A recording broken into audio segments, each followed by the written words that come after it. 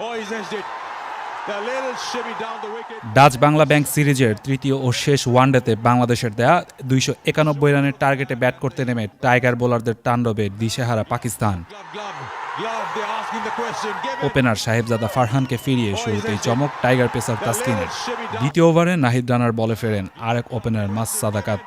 Mas Sadakat goes short of ball. আর তৃতীয় ওভারে মোহাম্মদ রিজওয়ানকে বোল্ড করে পাকিস্তানকে আরও চাপে ফেলেন Taskin. It's uprooted. Taskin takes the second.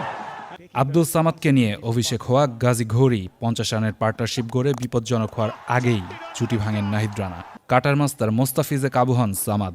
82 রানে 5 উইকেট হারিয়ে ধুঁকতে থাকে পাকিস্তান। ওয়ানডের অর্ধেক ইনিংস শেষে 5 উইকেটে 123 রান তোলে সফরকারী পাকিস্তান। সিরিজের সবগুলো ম্যাচ সরাসরি সম্প্রচার করেছে চ্যানেল আই এর ওটিটি প্ল্যাটফর্ম আই স্ক্রিন।